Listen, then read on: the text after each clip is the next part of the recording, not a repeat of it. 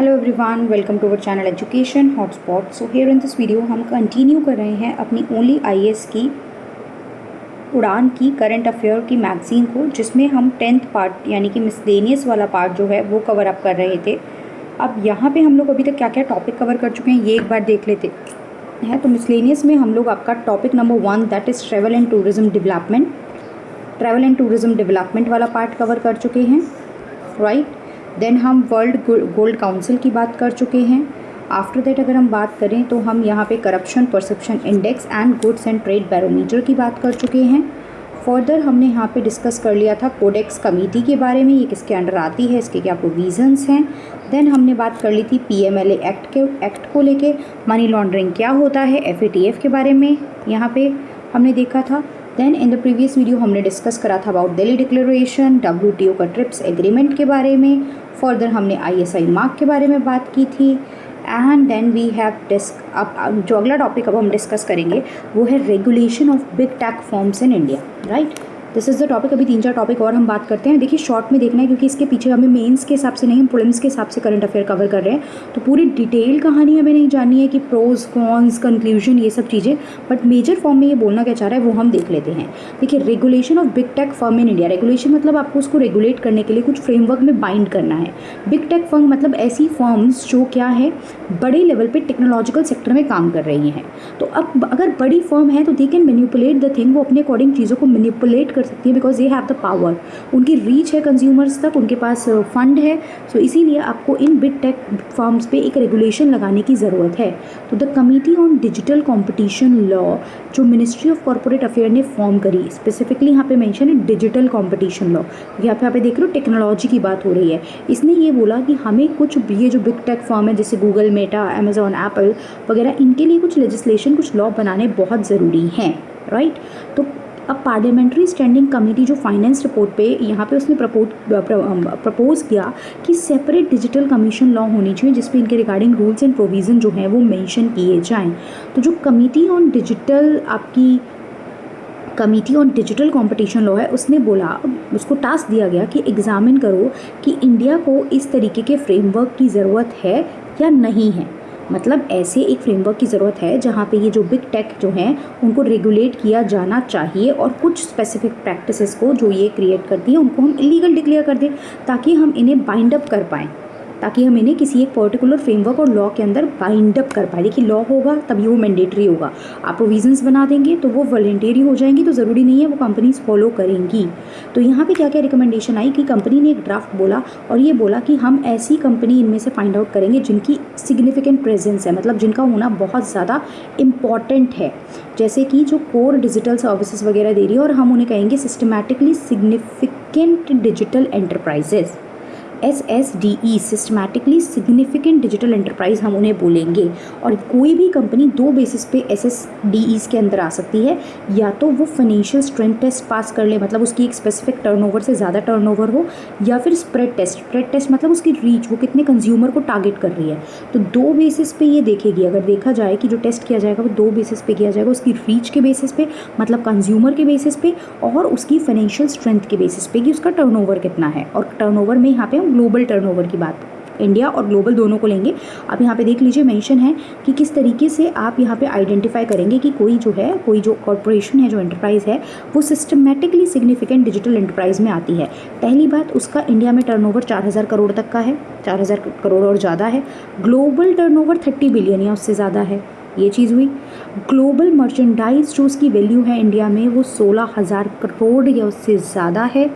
Global market की जो capitalisation value है वो $75 बिलियन से ज़्यादा है। उसके 10 मिलियन एंड यूज़र्स हैं, तभी उससे इसका स्प्रेड पता चलेगा ना कितने लोगों तक वो फैली हुई है। या फिर उसके 10,000 बिजनेस यूज़र्स हैं अपनी मेन डिजिटल सर्विसेज के लिए, तो तब आप कहोगे कि that particular enterprise is significantly systematic significantly digital enterprise. अब क्यों ये बोला जा रहा है, देखिए ऐसे अगर हर एंटरप्राइज पे आप फोकस करोगे तो थोड़ा मुश्किल हो जाएगा। तो हम टारगेट लेजिस्लेशन लॉ की जो बात करेंगे वो थोड़ी ऐसी एंटरप्राइजेस के लिए करेंगे जो सिस्टमेटिकली सिग्निफिकेंट है और एक लेवल तक पहुँच चुकी हैं, इतना कंज्यूमर बेस है, इतना टर्नओवर है, उनको हम लॉ के अंडर बाइंड यहाँ पे कर सकते हैं, राइट। ये उस कमेटी ने प्रपोजल दिया। अब एक्सेप्शन की बात क्या थी कि कई बार अगर आप ये नंबर वाले थ्रेशोल्ड नहीं फुलफ़िल कर पा रहे हैं, लाइक आपका टर्नओवर इतना नहीं है या ये चीज़ इतना रीच नहीं है, तो भी आपका प्रेजेंस को सिग्निफिकेंट प्रेजेंस कंसीडर किया जा सकता है कुछ और फैक्टर्स को कंसीडर करके। अगर लगेगा तो हम कुछ और फैक्टर को कंसीडर करके भी, इफ़ इट इज़ रिक्वायर्ड, मान लीजिए आप उतना टर्नओवर, उतना क्वांटिटी वाइज अपने उतना टच नहीं कराए जितना अभी हमने देखा, तो भी हम आपको सिग्निफिकेंटली प्रेजेंट जो है वो कैटेगराइज कर सकते हैं, राइट। अब ये जो बिल प्रपोज किया गया, ये इसमें ये भी था कि डिजिटल कंपनी को नोटिफाई करना पड़ेगा, notify the CCI। CCI is what? Competition commission of India. Competition commission of India भी फेयरनेस, ट्रांसपेरेंसी ये मेंटेन करने के लिए लाया गया था, right. Competition commission of India को कि वो क्राइटेरिया फुलफ़िल कर रही हैं SSDE का। अब ये डायरेक्टली और इनडायरेक्टली फेवर नहीं कर सकती इसके प्रोडक्ट्स को, सर्विसेज को, लाइन ऑफ बिजनेस को।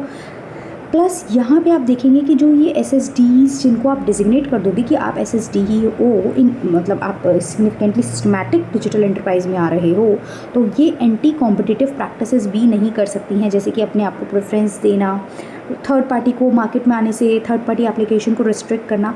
तो मार्केट में आप कंपटीशन को आने से नहीं रोक सकते हो। देखो बिग को क्यों रोका जा रहा है, बिग फर्म को? कहीं धीरे धीरे चलते चलते आप मोनोपोली ना एस्टैब्लिश कर लो ना, कि आपके पास फंड है, पावर है, बाकी सबको खाते जाओ और कोई नया कंपटीशन मार्केट में आ ही ना पाए। ऐसी सिचुएशन नहीं आनी चाहिए। तो अगर हमने आपको SSD बोल दिया है तो आप एंटी कॉम्पिटिटिव प्रैक्टिसेस नहीं कंडक्ट कर सकते फिर, राइट। ये सब चीज़ें नहीं होनी चाहिए। CCI जो है वो कुछ रेगुलेशन सेट करेगी, वो कुछ रेगुलेशन जो है वो सेट करेगी, रेगुलेशन मतलब लॉ बनाएगी कंपटीशन कमीशन भी, राइट। SSDs जो आपकी हैं ये किसी भी ऐसे बिहेवियर में इंगेज नहीं हो सकती कि वो इस रेगुलेशन से बच जाए। मतलब एक आप अपने आप को बचा नहीं सकते हो। जो लॉ आ रहे हैं, प्रोविजंस आ रहे हैं, जो भी लॉ प्रोविजंस हैं आपको उसको मानने पड़ेगा। और ऐसा नहीं है आप कह दो कि हम अपने बिजनेस को 2 पार्ट में डिवाइड कर रहे हैं तो हमारा टर्नओवर उतना हो ही नहीं पाएगा, तो हम SSDs के अंदर ही नहीं फॉल करेंगे, और नहीं फॉल करेंगे तो हमें रूल नहीं मानने पड़ेंगे। तो नहीं, आप ऐसा नहीं कर सकते हो, ये भी यहाँ पे क्लियर कट बोला गया। प्लस आप कोई भी नॉन पब्लिक डेटा को यूज़ नहीं कर सकते हो अपने बिजनेस के बेनिफिट के लिए, राइट। तो आप कोई भी नॉन पब्लिक डेटा को यूज़ नहीं कर सकते हो, ये भी ध्यान रखना है आपको। इसके अलावा यहाँ पे आप जो है, if a firm does not self designate, अगर आपने अपने आप को मतलब खुद से ये चीज़ नहीं फॉलो करी तो एक पेनल्टी भी आप पे लगाई जाएगी। और पेनल्टी आपके सिर्फ डोमेस्टिक रेवेन्यू पे नहीं, ऐसा नहीं है कि जो आप इंडिया में अर्न कर रहे हो सिर्फ उतने पे पेनल्टी देनी है, नहीं। आपका आप ग्लोबली ऑपरेट कर रहे हो तो आपका ग्लोबल टर्नओवर देखा जाएगा और पूरे ग्लोबल टर्नओवर पे 10% पेनल्टी लगाई जाएगी। तो ये देखना है कि CCI ने कितना % पेनल्टी की बात की है SSDs के लिए। तो SSDs के लिए उन्होंने 10% टर्नओवर की बात की है, और that too on the global turnover. अगर ये लिखा कि इंडियन टर्नओवर पे बात की है तो वो गलत हो जाएगा, आपको ध्यान रखना है। डोमेस्टिक टर्नओवर पे नहीं, ग्लोबल टर्नओवर पे बात की है, राइट। अब सेंटर जो है वो क्या है कि वो एग्जाम्प्ट कर सकता है कुछ प्रोविज़न से कुछ एंटरप्राइज को, अगर वो सिक्योरिटी या स्टेट सिक्योरिटी या पब्लिक इंटरेस्ट की बात करती है। इंडिया की कोई ऑब्लिगेशन ऐसी बनती है कि मतलब आपने कहीं ग्लोबल ट्रीटी ऐसी कर रखी है कि वहाँ के चलते आपको उस रूल को एक्सक्लूड करना पड़ेगा, देन ऑल्सो आप किसी एंटरप्राइज को एक्सक्लूड कर सकते हो इन रूल से, राइट। या फिर कोई भी एंटरप्राइज जो है वो कोई अलग से फंक्शन परफॉर्म कर रही है सेंट्रल गवर्नमेंट या स्टेट गवर्नमेंट के, then also you can exclude that enterprise from coming into the SSDs, right. तो this is the regulation with regard to क्या क्या प्रपोजल दिए गए हैं, ये सारी बात की गई। और क्यों करना ज़रूरी है, अभी मेंस के पर्सपेक्टिव से हम नहीं पढ़ रहे हैं, बट आपको पता होगा बिटेक को कॉम्पिटिटिव CCI के अंडर लाना ताकि वो एंटी कॉम्पिटिटिव प्रैक्टिस ना करे, दैट इज़ वेरी इंपॉर्टेंट। क्योंकि मोनोपोली क्रिएट हो जाएगी, कंपटीशन नहीं रहेगा, तो फिर प्राइस जो है फेयर प्राइस नहीं रहेगा, ट्रांसपेरेंसी नहीं रहेगी, कंज्यूमर्स को ऑप्शन नहीं मिलेगा। सो ये सब रीजंस हैं, राइट। आगे हम देखते हैं अगला, uniform code for pharma marketing practices. देखिए यहाँ पे क्या बात की गई कि कुछ हमें कोड बनाने हैं फार्मा कंपनीज़ के लिए भी। अब कई बार फार्मा कंपनी क्या होती हैं कि अपने बेनिफिट के लिए कुछ चीज़ें कर रही है, डॉक्टर के साथ मिलकर अनफेयर प्रैक्टिसेस फॉलो कर रहे हो आप, जिससे अल्टीमेटली कंज्यूमर्स को यहाँ पे जो है वो सफ़र करना पड़ता है। तो यहाँ पे कुछ रूल सेट किए गए, जो डिपार्टमेंट ऑफ फार्मा है उसने कुछ यूनिफॉर्म सिविल कोड सेट करे फार्मा की मार्केटिंग के रिलेटेड। यहाँ पे बहुत सारी चीज़ें इस तरीके की बातें की गई कि आप सेमिनार के नाम पे, फार्मा कंपनी सेमिनार के नाम पे कई बार लोगों को बाहर की ट्रिप करा रही है, आप एक्सपेंसेस डिस्क्लोज नहीं कर रहे हो कि आप कहाँ कहाँ खर्चा कर रहे हो, आप डॉक्टर्स को अलग अलग तरीके की गिफ्ट ऑफर कर रहे हो। तो यहाँ पे बोला गया कि नहीं भैया, वो गिफ्ट सिस्टम हटाओ, आप डॉक्टर या उनकी फैमिलीज़ वगैरह को गिफ्ट नहीं दे सकते हो। देने भी हैं तो 1000 तक की वैल्यू के, जैसे आप डेयरी दे रहे हो, पेन दे रहे हो, या सैम्पल मेडिसिन भी दे रहे हो, तो सैम्पल मेडिसिन भी आप up to a certain level ही दे सकते हो, जिसमें बात की गई कि 3 पेशेंट के डोज के हिसाब से आप अकॉर्डिंगली कोई मेडिसिन दे सकते हो। ऐसे आप भर भर के मेडिसिन भी नहीं बांट सकते हो अपने आप को प्रमोट करने के लिए। तो इनको भी गवर्नेंस में लाया गया, राइट। अब गवर्नेंस में लाना है तो बाइंड करना पड़ेगा तो कुछ रूल बनाने पड़ेंगे। तो वही चीज़ है, फार्मा सेक्टर जो है should engage with health care professional for continuing medical education के लिए। आप जो भी मेडिकल एजुकेशन के लिए उनसे कम्युनिकेट कर रहे हो वो क्लियर ट्रांसपेरेंट होनी चाहिए और रूल्स को माने। हमें पता होना चाहिए व्हाट एग्जैक्टली इज़ हैपनिंग। आप जो है किसी भी मेडिकल ऑफिसर को, किसी भी डॉक्टर को, जो भी आप रिप्रेजेंटेटिव हो, वो कोई इंसेंटिव नहीं पे कर सकते हो। कंपनी की या उनके कोई भी रिप्रेजेंटेटिव, जो भी फार्मा कंपनी है उनके या उनके कोई भी रिप्रेजेंटेटिव कोई भी कैश या मॉनेटरी ग्रांट नहीं दे सकते हो किसी भी डॉक्टर या उनकी एक्सटेंडेड फैमिली मेम्बर्स को, राइट। ये मैंने अभी बताया, आप कोई मॉनेटरी गिफ्ट वगैरह ये सब चीज़ें नहीं दे सकते हो।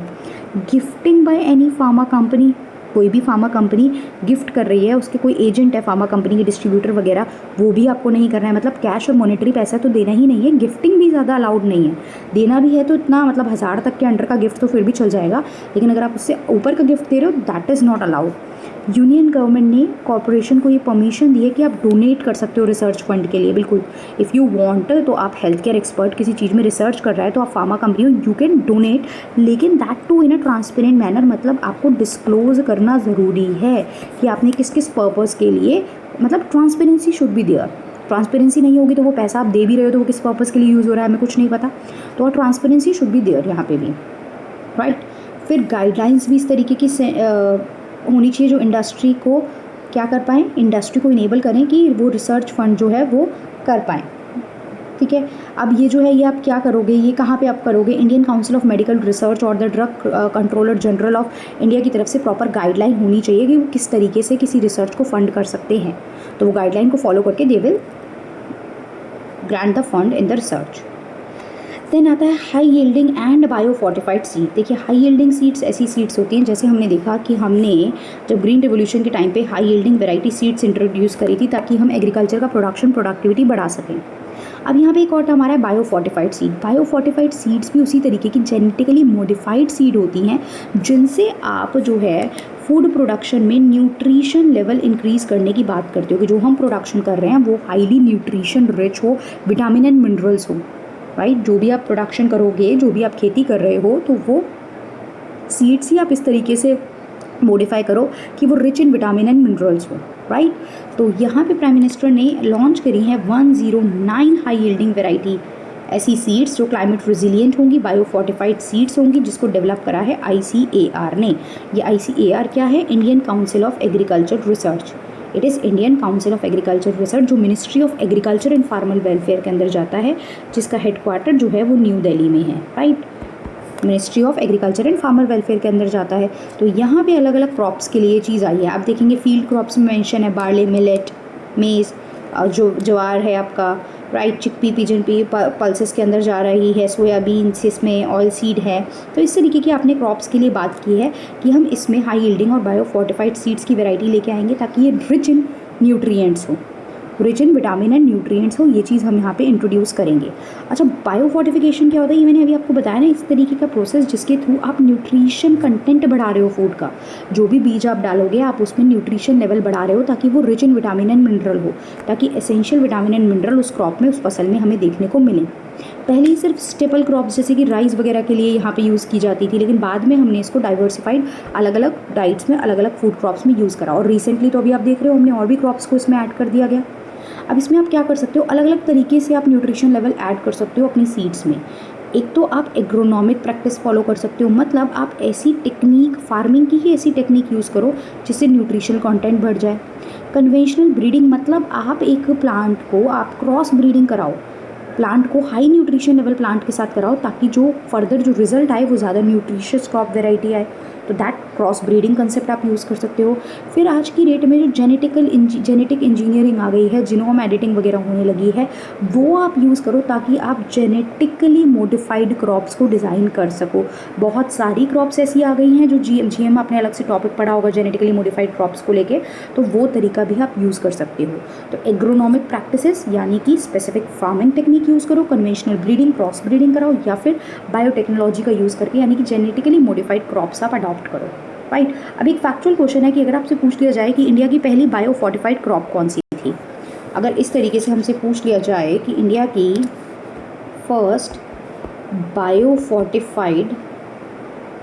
फोर्टिफाइड मैंने बताया ना अभी क्या होता है, जब आप न्यूट्रिशन लेवल इंक्रीज़ करने की बात करो, तो दैट वाज शोरगम, जिसको हम क्या बोलते हैं, जवार बोलते हैं, जिसको एक नाम भी दिया गया था जो था परभनी शक्ति, राइट।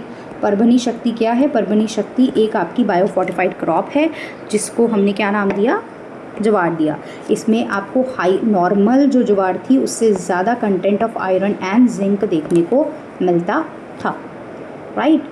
तो बायो फोर्टिफाइड में क्या हो गया, बायो मतलब टेक्नोलॉजी यूज़ कर रहे हो आप। नॉर्मल फोर्टिफाइड की मैं बात करूँ तो वो fortified physical way of treating seeds होता था, जिससे आप सीड्स की क्वालिटी इंप्रूव कर सको, जर्मिनेशन ग्रोथ वगैरह के प्रोसेस के टाइम पे आप उनकी क्वालिटी इंक्रीज़ कर सको। लेकिन बायो फोर्टिफाइड मतलब टेक्नोलॉजिकल लेवल यूज़ करके आप उनकी न्यूट्रिशन लेवल इंक्रीज़ कर रहे हो।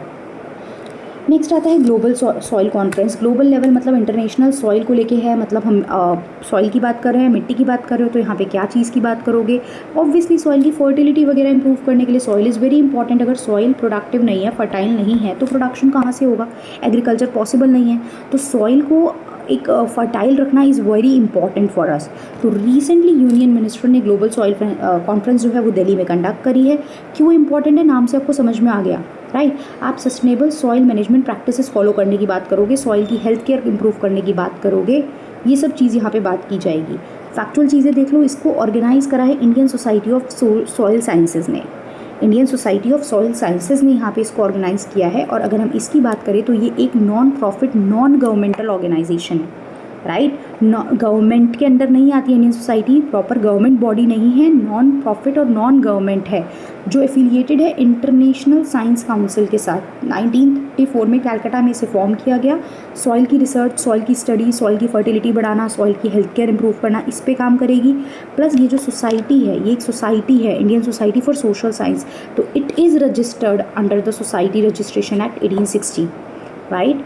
Non governmental non profit organisation है, रजिस्टर है under society act 1960, headquarter new Delhi में है। करती क्या क्या है, नाम से समझ में आ रहा है।